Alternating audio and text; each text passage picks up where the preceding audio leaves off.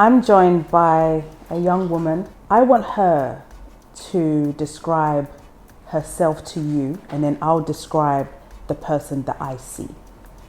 We're going to talk about her journey, childhood, through to her situation right now of moving back home to Ghana. She's not Ghanaian, she's an American, African American. She's been to Ghana several times, but has decided that this time around, she's living here for good. Neka, welcome to the Dentaa Show. Thank you. I appreciate you for having me. I appreciate you too. How would you describe yourself, Neka? I would say that I'm a pioneer. I would say that I'm very strong and courageous, very passionate. I'm loving, I'm stern, and I'm very ambitious, determined, goal-oriented. I'm on fire. You are on fire. Very. I would describe you as a go-getter, an inspiration. The fact that throughout your journey, what you've been through, even as a single mother with 6 children, you have fought for them, you have loved them, you have nurtured them. So that makes you a strong woman. A Yasantwa, we would call you if you were here. So tell us about growing up. How was it like growing up as a young girl? Growing up wasn't easy. My mom was also a single mother. At about, I want to say 10 or 11, my mom began to be on drugs. She was on crack cocaine. My father was in and out of my life. And for me, I am the oldest of my siblings. And How many of you? It's a total of 6 that I have 6 siblings. Okay. But they're from both my parents. My mother has 4 and my father has 3, me included. So I have 5 brothers and a sister. Wow. And then I turned around and had the same, 5 sons and a daughter. daughter. Yes. I was always feeling like there's something more for me to do. I was always curious. And living in a household where your parent is on drugs, you feel very neglected. You don't know what love feels like. For a long time, I yearned for that from both of my parents, which led to me being in unhealthy relationships, even friendships. And so the first part of then I was there a lot from my mom. I had to take buses sometimes to pick up my siblings from daycare, while my mom worked. At 11 years old, my stepdad attempted to molest me. And that was very, very embarrassing. I was embarrassed, even though I was not the one committing the act. I just still felt embarrassed because now my family is looking at me and everyone is like, did this happen? Shortly after that, I got pregnant, not by him, by a 14-year-old. So my son, I always tell him he's unique. You were born to a 12-year-old and a 14-year-old, and here you are still alive and making it. And so at 12, I had my son, and childhood went out the door after that. So you got pregnant when you were 11? No? I was just turning 12. Okay. I was just turning 12 when I got pregnant. Okay. So became sexually active at just 11, and then with your boyfriend? With my boyfriend. Okay. And then a month later, actually it was an older guy. He was older than me. Okay. And that really came about because I didn't have no guidance. No one is saying, don't do these things. We grew up in a very predominantly Caucasian neighborhood. So where did you live? In Minneapolis, Minnesota is where I'm from. Okay. And at that time, it wasn't easy being the only black girl in school, running every day away from those white kids so that they would not, because I was like a little runt, I was short, and so I was always running, running away, hiding. And I think about 11 or 12 was when my mom moved us into the city. Then as the first time I started going to school with children that looked like me. I was no longer the center of attention. No one cared if my hair was braided or anything like that. So moving to the city, but growing up in a predominantly Caucasian neighborhood, I talked different. My behavior was different. I got teased. They teased me because I was a virgin. And I thought, we should be a virgin, you know? And then so that started the sexual behavior. Okay. It was then. Okay. And my stepfather attempting to molest me definitely made me yearn for a different type of attention and affection, and also want some form of sexual feeling, even though I didn't know what it is that, you know. So at 12, next thing you know, turned 12 in June. By August, I was pregnant. I did not know at first. Again, I was 12. I thought 1 year you start menstruating, maybe a year you don't, then you go again the following, like it's gonna come every other year. I could not tell my mom. I didn't know how to tell her. So when did you find out that you were actually pregnant? My father was having surgery. I went to visit him, and I was very sick and having a lot of pain, and I had to go to the hospital myself. And in August of 1993, that's when I found out that I was pregnant. And they had to call my mom because I'm not of age to give permission for any of the things. And they're like, your mom is getting ready to come. My best friend that I'm still best friends with to this day, 30 years, me and this girl been rocking. She was with me, and I'm like, my mom's gonna beat me. Like, she's gonna beat me. My mom got there, she was so calm. And I knew she just putting on for these people. Like, we in the hospital. When you get home. She's gonna get me. As soon as we left, she was like, I didn't even know you were having sex. Like, what?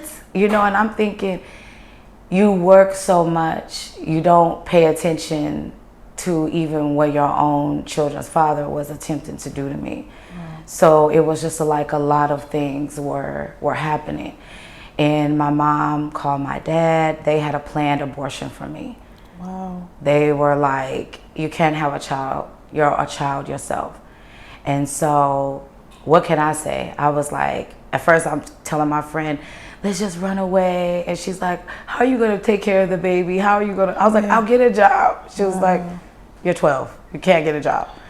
And so my mom, I don't know what happened with her, but she just came to me one day and said, I can't have you have abortion. What if you don't bear children again? And we have brought this to you.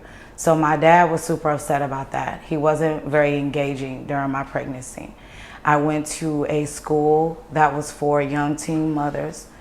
Because of my other siblings, I already knew like how to change a diaper, the basics, but I didn't know how to be a mom, meaning this child is gonna rely on me all the time. So when I had him, his father was distant, and I was like, I don't know what I'm supposed to do with this baby. I don't know what am I going to teach him, but I always used to tell him, I'm gonna love you unconditionally. I'm always gonna be here for you. I used to tell my son that when he was just a baby.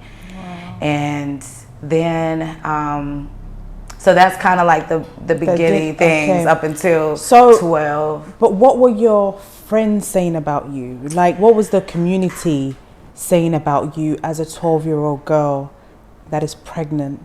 Most of the people in the community did not know I was even 12 because I didn't look 12. Okay. My friends were very shocked. Like I said, my best friend, she was there with me. We were young girls. At one point, we all wanted to be pregnant. Like, let's all be pregnant together. Let's do this together. And we had this girl that came to our school, and she was making it as if teen pregnancy, childhood pregnancy, because we wasn't even teens yet. Preteen pregnancy was okay. So at one point in like 6th grade, a lot of girls wanted to be pregnant, but I really didn't. I wanted to wait. I had a plan. I wanted to be a teacher, 1 son, 1 daughter. I thought that's how it was going to go. My family, as far as like my uncles and aunties, they were supportive in a distance. They were everyone was shocked. Everyone's like, Nica, like how, where, and they were upset at the boy, and it was just so much, and not having his support. But his mom was very supportive, God rest her soul. She was very, very supportive and just there with me, helping me. That's good. Yeah. And my mom and my brothers were very supportive to helping me. So that was my foundation. My mom and my brothers. And your brothers. My dad was there occasionally. Once my son was born, my dad fell in love with him. However, my dad still could not accept that his daughter was a mother. Wow. So when we would go out, he would always say, if people ask you, it's your brother. Wow. Yeah. How did that make you feel? Ashamed, very, very ashamed, unaccepted. I wanted my dad to just embrace the fact I am a mother. And when I think of it now, me being a mom, I can understand how he felt. Yeah. But at that time, I just needed my dad. I just needed him to be supportive, And following on from that, you had basically all your children in your 20s, right? Actually, in my teens. In your teens, I sorry. only had one child in my 20s. In your teens. So so you had one at 12. What are the ages? I had my second son when I was 15. Okay. My third son, I was 16. Wow. My fourth son, I was 17. Wow. My fifth son, I was 18. And then my baby girl at 21. And then I said, I'm finished. Wow. Yes. And was this planned? Is this something that... I was very tomboyish. Was it with the same person? The first child has a different father, and then all the other 5, they have the same dad, and we end up getting married. So you married your partner, which you've had 5. Yes. I'm children. married at 20. At 20? At 20. We got married. I thought it was the right thing to do. I'm like, I have 5 children. He's been with me since the first child was 2, and here we are, been together. Wow. You need to be my husband. Wow. He asked me, though. He wasn't really prepared. He just... How old was he? He was 24. He's 4 years older than I am. Wow. So he was always older. Wow. And in the beginning, I wasn't honest with him about my age when we first started dating. Okay. I was telling him that I was way older, and then my mom did throw me under the bus. One day, she's like, my daughter's only like 13. And he's like, what? 13? Oh my God. At the time, I think he was 17, yeah. But we still just talked by phone, kept in contact, then... So he lived in your area. Like, how did you meet him? Because you were 13. I was 13. I met him. He was living there in Minnesota. We have these things called duplex. The house is top and bottom. Mm-hmm. So we lived top, and he lived bottom with his mother. I was living in top with my father. So I met him like that. Okay. But I'm going to tell you an ironic story. Originally, the first time I ever met him, I was in 6th grade. He was in 8th grade, and there was a boy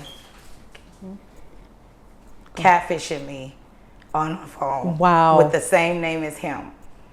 His name is Devon. Wow. So I was going over to the 8th grade asking him, are you the one I'm talking to on the phone? And he's like, no. We never had no contact with each other again, and then met years later, had 5 children together, and got married. Wow. Yes. So even though he was not my lifetime partner, he was definitely meant to be the father of my children. Wow. So are you still in touch with him? Somewhat. Okay. He, it's like, I thought as we'd be older, now we got grandbabies now. Yeah. That we would just have a different type of relationship. There's no bad energy between us. We just don't have much of a relationship. However, if he needs me, I'm there for him. And if I need him, he's there for me emotionally. Okay. I don't really ask him for any type of of the support, nor does he do that for me. So, and it's very limited. I think the first time I've talked to him in a long time was probably maybe October of last year, after like 2 or 3 years of not talking. So you got married at the age of 20? Yes. And you were married for how long? I was married up until 2019, but we stayed together for just 1 year. So by the following year, 21, we were already separated. I had my daughter in July of 2002. And December, we were separated. Oh. So that is when I began my single mother journey. And how did the kids feel? I don't know that they were really affected by it at that time, because him and I were still co-parenting very well. So they didn't really notice it as much. I think it affected them more as they got older. Okay. And it's like, your dad is not here, you know, I have to do this, or I can't come to your game or something because I have to work. There's no other parent to assist with that. So you're 39 right now, and how old are all your children? They are 18, 20, 21, 22, 24, and 26. So there was no break, like no, there's just... those children were like, I felt like an animal. I felt like I was pregnant for 4 years. Wow.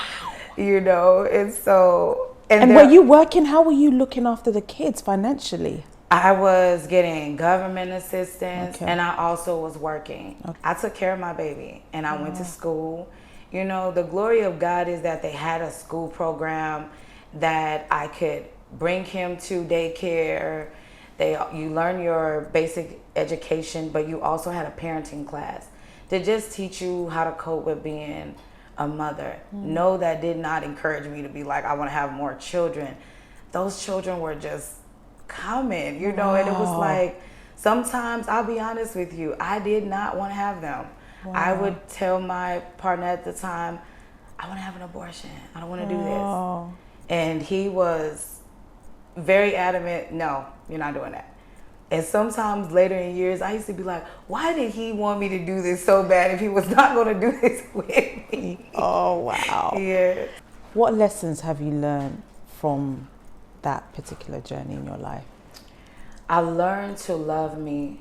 You know, being honest with you, I used to lie about my age all the time. How do you tell someone I'm 18 with 5 sons? They have so many things to say. What are your parents? They have a lot of criticism. So I was always not being me. I feel like I had a lot of shame. So for me, it's the lesson I learned is to love myself. Know that I am important and I am enough and I'm somebody. And also to take time out to learn what is it that I really want to do with myself.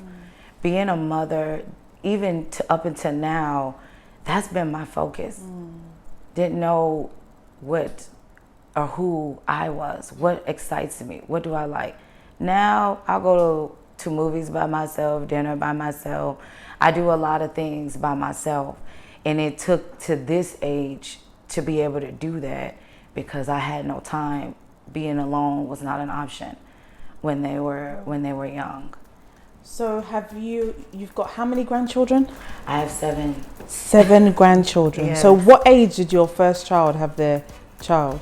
He was 19. He was 19. So he was 19, and I think at the time I was 32. Wow. You became a grandma. And I became a grandma. And I was so excited about it, and I was nervous because I'm like, now I have another responsibility. At first I was telling myself, why did you do this? You know, what are we gonna do, you know? And when my granddaughter was born, I remember just looking at her and thinking, I have a responsibility. I have a legacy. I have more to do now. And at 4 months, she started calling me Ganny. Oh. So my grandkids call me Granny. Okay. Yeah. Yeah. We're going to talk about you writing. Yes. how you started writing fictional stories whilst in school to kind of get away from all the things that were happening. We'll come back from the commercial break and we'll discuss that, and then we'll discuss the move to Ghana. Absolutely. See you guys after the commercial break. Imperial Homes Ghana in Great Britain has carved a niche for itself within the real estate industry as the premier provider of luxury homes in Ghana and England, with a mission to provide safe, good value, modern housing and personalized estate management services to its clients and customers. All our homes meet the Lifetime Home Standard, as well as the highest standards of engineering excellence, safety, environmental sustainability, and cost efficiency. Imperial Homes, a signature of luxury. Guba Card welcomes you to the land of gold, Ghana. The Guba Card is a unique loyalty card which gives you the opportunity to enjoy discounts of up to 40% on goods and services. You enjoy discounts of the best of hotels, amazing restaurants, beauty lounges, spas, health centers, fashion houses, and shopping centers in Ghana. The Guba card can also be used as a prepaid Visa card with Access Bank, our partners, offering you conveniences on all payment platforms. Applications is safe, secure, and valuable. Call us or WhatsApp us on 0245 156 705. Visit www.gubadiaspora.com. Guba Card, the best discount card in Ghana. I'm still with Neka, the amazing, strong woman. What I didn't mention is that she's also an author. But she started writing when she was young, right? Yes. You was writing fictional stories to kind of get yourself out of the situation that you were in. Tell us a little bit about that. The fictional stories was life I really wanted to be living. So I could create so many different storylines. And I would let my 6th grade friends read them. Wow. And they would be so excited. They'll be like, write another chapter, write another chapter.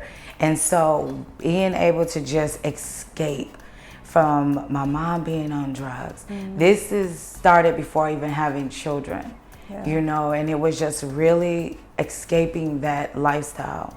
There was times that other people lived in a home with us. My mom was very generous, but sometimes those people did drugs too. And so when you say drugs, what type of drugs was she doing? It was crack cocaine. Okay. You know, and it was like a crack house in a sense, but children live here, you know. And needless to say, my mom has been sober now for 14 years, but she had a 20-year journey with that crack demon. And it brought a lot of separation for me and just feeling complete, adequate. So I'm always writing different stuff, writing about people, writing about different cities and states. In my mind, I always wanted traveling. Traveling was a thing. So I would just be, I'm in California on the beach, you know, my husband's walking, just little corny stories, you know. Okay. And so I kept with that. And throughout the years, I was journaling more than actually writing books. At that time, no one was saying, this is what you should do. Let me help you get your book published. And nothing like that happened until 2016. 2016, you published your first book. Yes, I joined in a collaboration with, I want to say about 8 or 9 other women. And this is the book you have on your lap there. Yes, tell us about the book. That is called Echoes of Darkness. It is available on Amazon as well. It is a compiled story of women who have survived domestic violence. So our emphasis was on surviving domestic violence. How do you live past all of that? And it's called The Echoes in the Darkness. In the Darkness, yeah. Why that title? It was more or less like most people who are being abused, they feel like they're in dark. No one knows. And you're saying noise, but no one really hears you because you're too embarrassed to really express that you are in a domestic situation. Some of these women in the book, their husbands were police officers, and very powerful men. So for them, it's not easy to come out. So that's why it's like we're in this dark world that no one knows. We smile, we work at times, we own businesses, and you would never think that we are being abused. Abuse to me is not just physical, it's also mental and emotional. So that is my story, was mental and emotional abuse. Wow. So the book that you've written, is it about your journey as a 12-year-old girl going through pregnancies, what your mum went through? Have you actually written something like that? No, it's still to come. Wow. I think I need to do it. I need to do it. I've been procrastinating on it because it's emotional. It's sometimes going back to things that you really kind of put out your mind. I'm ready though. Now I'm here on the continent. I'm not chasing children every day. I have the time to do it. So it is something that I've been working on for the past 4 years. I just have not published it at all yet. I've just been kind of being a person adding myself to different stories, which has been nice, but everyone is asking me, when is your story coming out? I thought about doing it in a documentary form. I wanted to capture my children. I want to know how they feel about their childhood.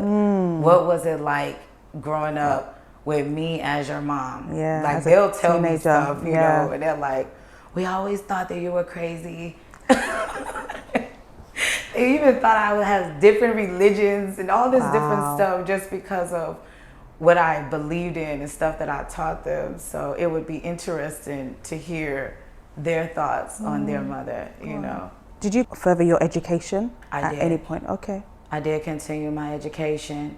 I went all the way to community college, got a degree in psychology. I got my GED instead of a high school diploma. Oh. I had left high school. GED is a general education diploma in the United States. Okay. It's equivalent to having a diploma, but just different. Okay. It's like you're doing it at a fast pace. I did that in 1999, which is also my graduating year. Wow. So I was determined to still complete that. So 1999, you graduated. Yes. And how many children did you have at that time? I had, I want to say 4. I want to say 4. I had to think about it. I had to think like which year everybody was born. So when you have a lot of kids, and then the grandkids come, it's like it's so many people now to be thinking about. Hey, yeah, and I understand. It's like in '99, I had my 4th son in May. Okay, and I finished school by November. Wow. So yeah, that's amazing. That's a determined woman. Yes. A woman. That's a determined woman. The fact that, you know, having 4 kids, going to school and graduating. Yes. You know, what would you tell those young people out there that have got 1 or 2 and they're just like, I can't do it? I'm going to blatantly tell them, stop making excuses. That's it. There's, you know, we sometimes give people these big speeches. You just need to hear the truth. Stop making excuses. It is women that are like in their 30s that always say, my kids, our kids. And I'm like, you're an adult. Imagine being a young woman at 17, 16 years old, having to make decisions for your children. So just don't make excuses. Find a way. There's always a solution. If you have to study at night when they sleep, you just got to stay up a little later. And I strongly encourage women, get your children on a schedule. Okay. These children nowadays are up all day and night. No way that I ever accept that. You have to go to bed. I will beat you. We ain't gonna put that on there. But I understand. So scheduling your children's having a routine. Having a routine is really important. It's important. Having a routine is you really have important. to have a routine. Okay. Otherwise, you just feel like you're just coming and going, and you have no way to have a balance. Yeah. The children never go to sleep, and then you are up with them all the time. How are you going to study? And it's also surrounding yourself around people who want to see you win, people who want to actually see you evolve. Yeah. That's the most important thing that I would tell anyone. Wow. You cannot have people around you that do not want to see you be successful, or those that become envious of you as you become successful, more successful. Wow. You know, we're successful sometimes when we just wake up and decide, I'm going to do something today. That to me is a form of success. Sometimes success is taught to us that it's measured by the type of money you have, or the clothes you wear, or how many times you got a like on Facebook or Instagram, how many followers. That does not make you successful. I can create a whole page and get lots of followers and be a nobody sitting at home just on a computer all day long and make others think I'm very successful. So I'm always sharing everything that I do so they see this is real. If I can do it, you can too. You can. Were there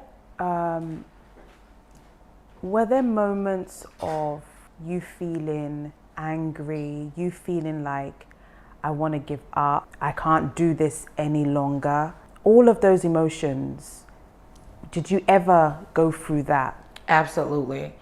I remember actually after I had my fifth son, I was in Morgan City, Louisiana at the time when I gave birth to my fifth child.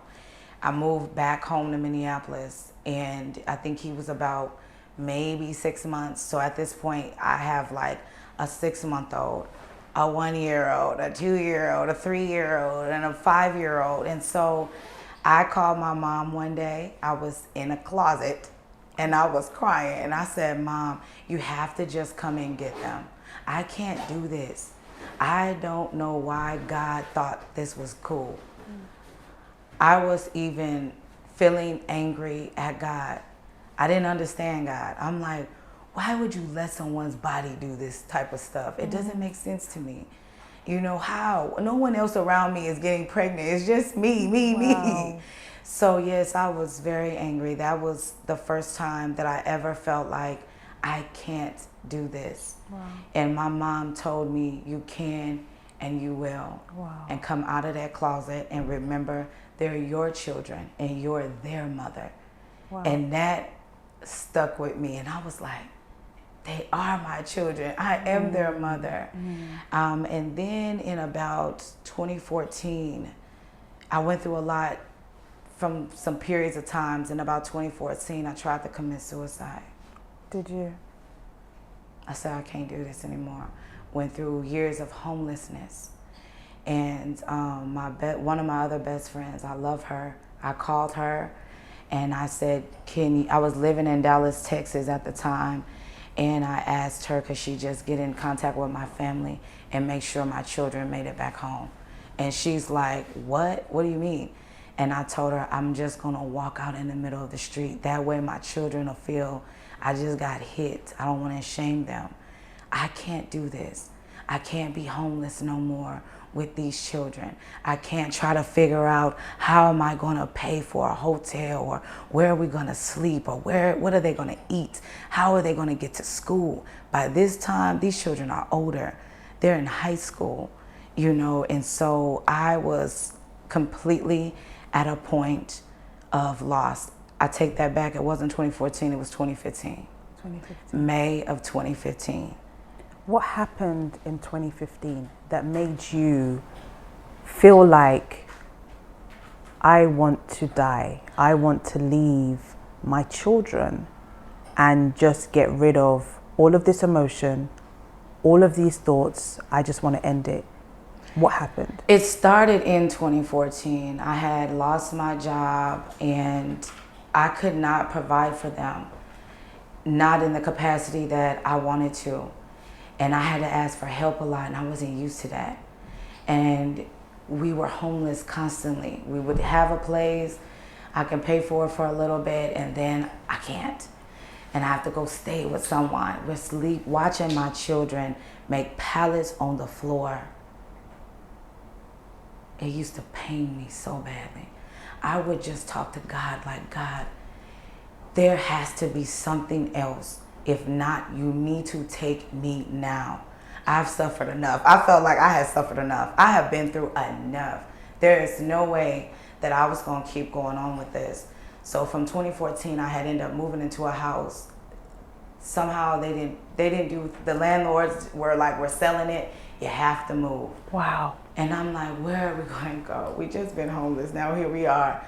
Now we must move again. So in May of 2015, we had to move again, and I was tired. Like, one of my sons was a senior in high school, and it was just so much. Like, I can't do this. And it was like, I can't get a job. I can't get a job paying enough for me to sustain us. And so it was a day where we were at a hotel, a motel, you know, not a very pleasant place to be. One room, two rooms? One room, 2 beds. Wow. And we made it work. And I'll tell you one thing why I love my children even more than most women love their children. My children never shamed me. Wow. My children were very still obedient and respected me. And they would say, Mom, it's going to be okay. We're going to be all right. They didn't complain that they didn't get new school clothes. They didn't complain that they didn't always have the best that everyone else had. They just went with it. And they would be sometimes laughing and playing, and I would be upset. Like, we are homeless. We don't have nowhere to be staying, and y'all over here playing. They be looking at me like, I don't know what else you want us to do, but this is what we had to do. And it was one day, I didn't know how I was going to pay for the room we were staying in. I didn't know what we were going to eat. And I had gone through so much humility prior to that. I didn't know how to deal with asking someone. And so I called my friend in Dallas, and I'm like, because we had lived with her prior to some of these things happening. And I said, girl, I can't do this, you know. And I remember her saying, where are you at? I'm going to come to you. And I'm like, no, I just want you to just make sure my kids get back to my city. And that's it. And she said, no, you know what? Y'all just come and live with me. You don't have to be embarrassed. Now, she only had one child in a 1-bedroom apartment. Wow. And she said, just come stay with me. It's okay. I'll come and get you. You and the kids, don't worry about it. I'll help you with them getting back and forth to school. She was like, as long as you are here in Dallas, Texas, you don't have to do what you're doing. I got you. Wow. And we went and stayed, you With know, her? in this 1-bedroom. Wow. And it's like me. And I didn't have all 6 of them with me. Okay. My oldest son at the time was incarcerated. Whoa. And one of my other sons was staying back in Minnesota with my brother. He just decided he wanted to live with his uncle for a little while and go to school there. And I was like, okay, fine, you know. So it was just 4 of them and myself. So it was 5 of us with her and her son in a 1-bedroom apartment. Wow. And you would have never knew that all of us was living there with one toilet. My goodness. What's your philosophy in life?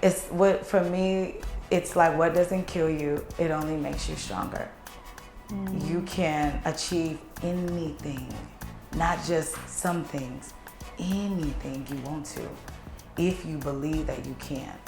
That's how I became the woman I am today. I started believing I can. I'm doing this.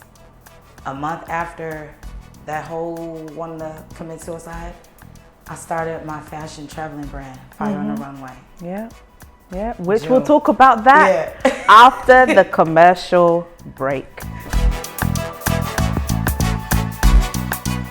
Imperial Homes Ghana in Great Britain has carved a niche for itself within the real estate industry as the premier provider of luxury homes in Ghana and England, with a mission to provide safe, good value, modern housing and personalized estate management services to its clients and customers. All our homes meet the Lifetime Home Standard, as well as the highest standards of engineering excellence. safety, environmental sustainability, and cost efficiency. Imperial Homes, a signature of luxury. Guba Card welcomes you to the land of gold, Ghana. The Guba Card is a unique loyalty card which gives you the opportunity to enjoy discounts of up to 40% on goods and services.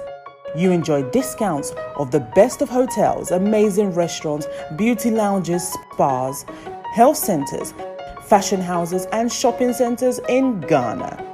The Guba card can also be used as a prepaid Visa card with Access Bank, our partners, offering you conveniences on all payment platforms. Applications is safe, secure, and valuable. Call us or WhatsApp us on 0245 156 705. Visit www.gubadiaspora.com. Guba Card, the best discount card in Ghana. Welcome back from that short commercial break. I'm still with Nica and I'm inspired. You know, sometimes we all go through things and we think that we want to give up, but just hearing her story, and I'm sure if you're looking at your situation that you're in now, you're like, no, I'm not even going through half of the things that she went through. And so that should give you some encouragement that you can do it. She said that if you set your mind to it, there's nothing that you cannot do. And I think it also boils down on self-love, believing in yourself, loving yourself, and then being able to do that. She loved herself so much that actually she then set up her own business, her fashion brand. Tell us a little bit about that. Fire on the Runway, the title of it came from my journey. Fire is everything that I had gone through. And the runway is how I persevered through all of that. Wow. So that's how we put together Fire on the Runway. I launched that in June of 2015. I previously was doing some things online, clothing store. And our emphasis was to cater to women in the military. I started loving fashion even more, the art of it and everything. And so I was like, I'm gonna do a fashion show. I'm gonna do a fashion show and add a hair show into it. Wow. And that was too much. So I don't recommend, don't do that unless you are very experienced and know what you're doing, because it was a mess, you know. And I began that again in June of 2015, had the first show January of 2016, and then decided I'm gonna make this a traveling thing. Wow. And I was praying, asking God, what more should I do with it? The reason of the traveling is to allow people to travel, taking people from one state to the next, and then we went international. Wow. Yeah. And how was that? I was just bold. I was like, I did not know. I was working at a call center as a call center manager, September 2017, and I was like, what else should I be doing with Fire on the Runway, God? What else should we be doing? And I was driving, and I'm like, Fire on the Runway, Fire on the Runway, Fire on the Runway, Africa. And I was like, Fire on the Runway, Africa. Wow. Lord, I don't know nobody in Africa other than my half brother. Okay. You know, and he's not even in Africa. He's just from, you know, has the family of it. So I was like, I don't know. Where was they from? Where was your half brother from? His father is Nigerian, but he's from the United States. My brother's never even been. It's a lot he need to learn, honestly. Wow. And so working at a call center, met this young lady, and I was telling her about what I was doing, and I wanted to go to Lagos.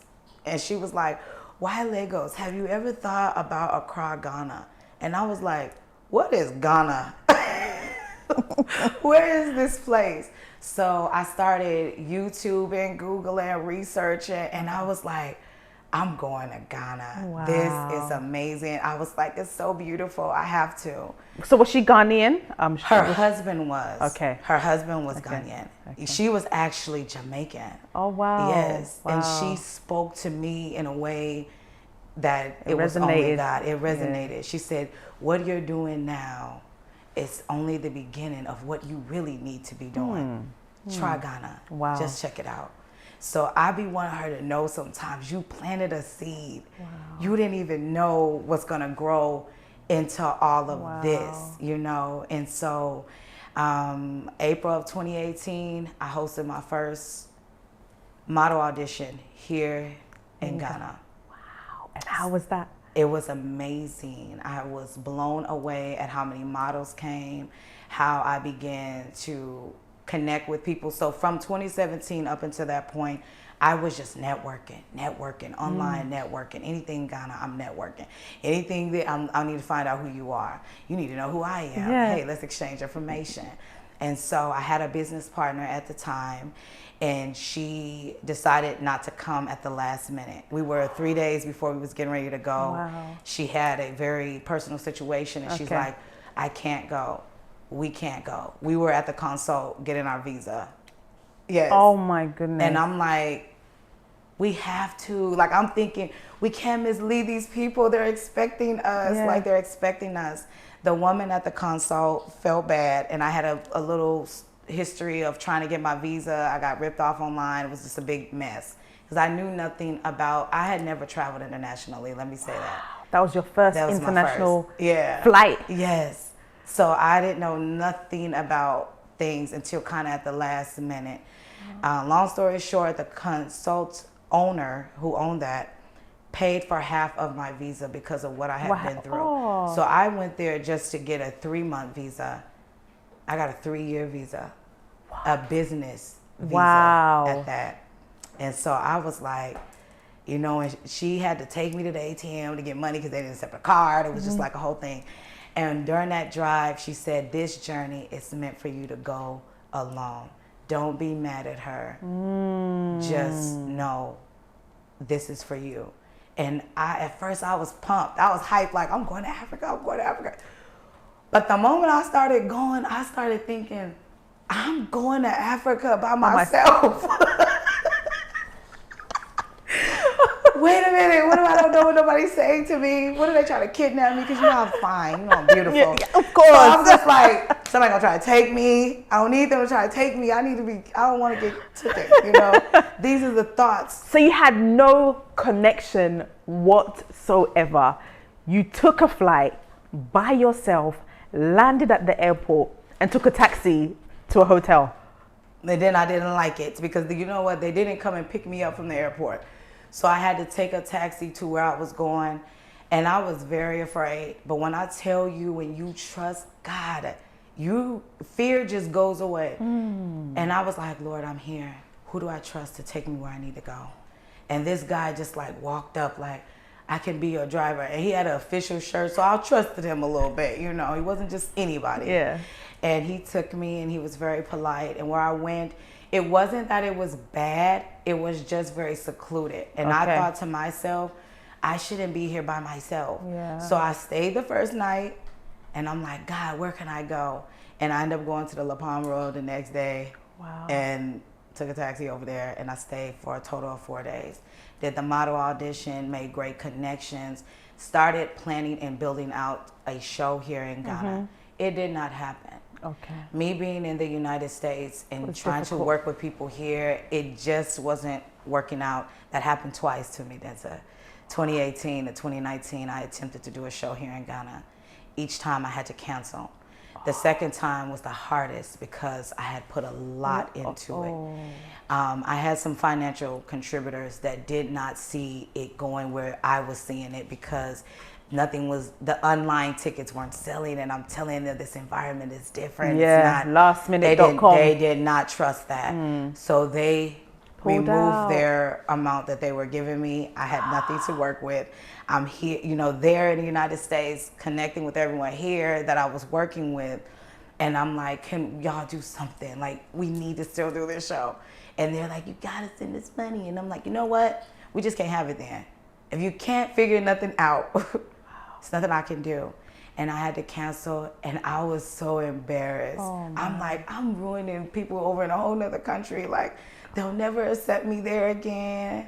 What made you so scared of coming alone to Africa by yourself? What stories were you hearing about Africa? That it was wild, that it was very poor, that it was dirty. Don't eat the food, don't drink no water, don't talk to no one. The people are dangerous. People will try to kidnap you.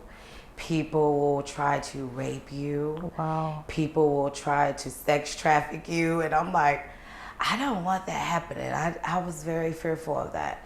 And really, even down to going to get my immunizations to come here, the nurse was going so hard that if I was weak, I wouldn't have never came. What was the nurse saying? She was saying, you cannot eat any of the food. You have to make sure if you eat food, you go to a restaurant and eat foods. Don't eat foods from anyone's house. Don't eat any fruit. Whoa. Don't go into like villages. Don't go to Is this a black nurse? She was white. Okay. You know, she was not black. Okay. But black people can be discriminative towards Africa too, based on what they have heard and seen. And so she's saying all of this, and I'm just like, just let me get my shot. I don't even care about all that. I'm not a person that just eats from anybody anyway. So some of the stuff you're telling me from my past in life, I don't do that no way. So I was like, I'm still just going, you know. My biggest fear is that I was not going to get to return to America.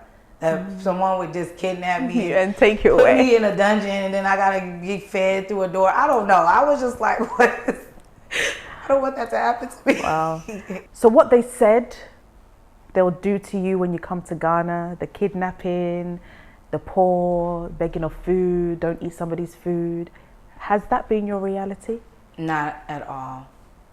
It has been an amazing journey from the first time I came here, stepped my foot off the plane, I felt like I belonged. I finally felt like I'm at home. I felt very peaceful. That's what I love about Ghana. It's very, very peaceful. You're always treated like a queen. Everywhere you go, people open doors for you.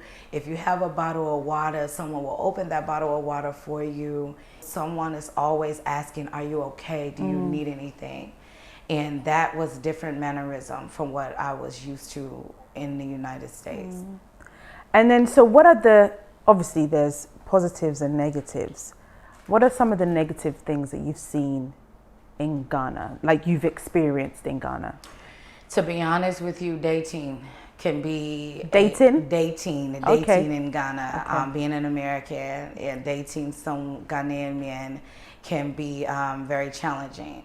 So I advise a lot of women to be sure of the person that they are dating. It's becoming a very serious matter. Wow. Myself, I'm able to overcome a lot because of what I've been through. But my concern often is for the women who are not able to overcome things. How are they going to receive that? Also, everyone thinking that you have more money than what you really have. So if someone tells you the bottle of water, they may tell someone else local, the bottle of water is 1 cedi. They may tell you it's 2 or 3. And usually I just say, you just told her it was 1 cedi, why? And then when they say, you know, sister, I'll tell them, now you just lost me, period. I don't want your water. And I'll go buy it from someone else, you know. So let's talk about dating. So what have you experienced with dating Ghanaian men? In my recent experience, being very transparent with you, I trusted a guy. We dated about 8 months online. I thought since I'm moving here, I should kind of get a head start, you know, and dated him. When I came here in October, he had told me that we were going to move into this house in Kumasi. I had been financially contributing to that, not in a major way, but still, it doesn't matter if it's small or big, because that's the main thing that happens. Often we think this small money is nothing, but it becomes repetitive. Adds up. So then I got here, none of those things were true. He kept coming and going, saying he had to go do this and go do that. At his last time leaving, he took an iPhone and a laptop from me. Wow.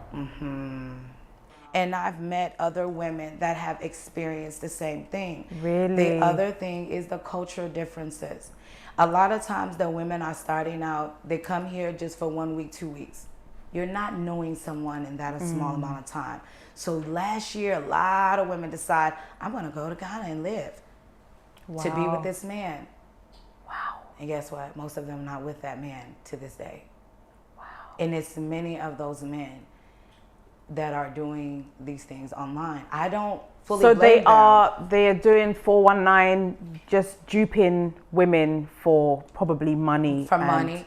Most of them even want some type of assistance with coming to the U.S. Yeah.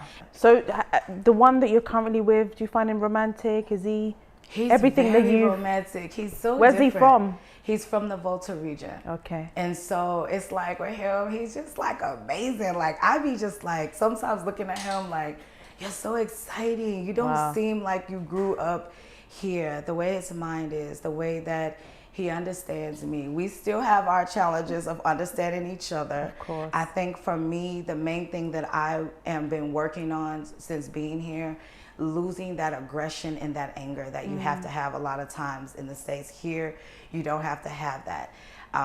Also, you're not always need to be on time. So it's like, I'm always late to stuff. So this is perfect for me.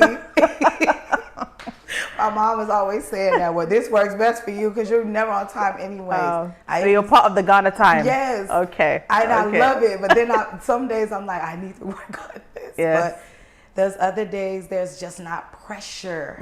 You know, it's not how you going to pay these bills every month. You can set yourself up in a way that doesn't take a lot, but just be smart about how you do it. Okay. And don't make your coming here all about a man.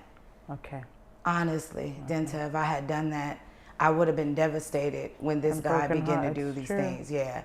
I really wasn't broken hearted. I was pissed about my phone more than anything. Just bring my phone back. I don't even, I'm not mad or angry at him because of him. It inspired me to come sooner. I wasn't going to come until March of this year. And him giving me all these dreams, fantasies, you know. Over the phone and over the internet. Praying, you know, they'll pray with you and everything. Wow. They will. Lots of funerals, lots of birthdays, lots of naming of babies. It's a lot of things that happens that you're not used to, that you start being a financial contributor to. Wow. So just protect your finances. You know, be wise. Be wise about what you're doing. I am a very matured and seasoned woman. I know that I should not trust any and everyone that comes into my life with nice muscles and very nice chocolate skin and these nice beards. You just can't do that. Neka, you know, the conversation started off really emotional. Yes. But it's ended on a high. Absolutely. I'm so glad that you have decided now to stay in Ghana and that you're not going back at all. No. So your last words to people out there that are watching, that are also thinking about moving, what should they be looking out for? What should they do? How much money do they need to have to come to Ghana? You know, everyone asks that. How much money do you need to have? And my answer to them is it's based on you and your lifestyle. You see, you can have a very decent place at a low amount, or if you're a person that requires a gym and a pool on your rooftop, you could pay a little bit more. So it's all depends on what you want. I also want to say, be prepared to transform. Learn the Ghanaian lifestyle and be ready to live it. Don't come here wanting to bring all of everything you do, what's in America. People will say, I had a Snicker one day, you know. Now in my mind, I thought this Snicker tastes a little different than the one in America, but guess what? I will still go and get a Snicker. So I had to stop the comparison. This isn't like in America. This is not, because it's not America. So you have to not compare and be ready to just live in Ghana.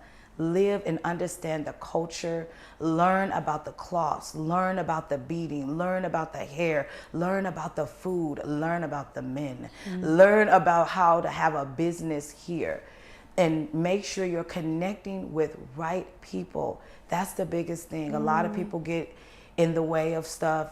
You know, just a month being here, I've already started working with the Tourism Society of Ghana.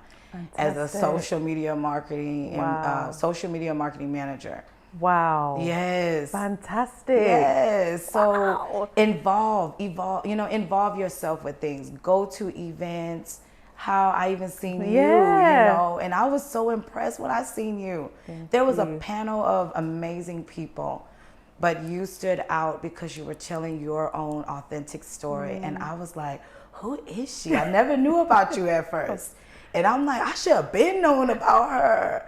But God has His way and own his way, time, his own time of making that connection. And I'm Yes. so glad Yes. that we have connected, that you have inspired my audience. Yes. Because as a 12-year-old girl that had a child as a child, and you grew up looking after all of those children so young, even though you did want to give up, Yes. but you didn't give up.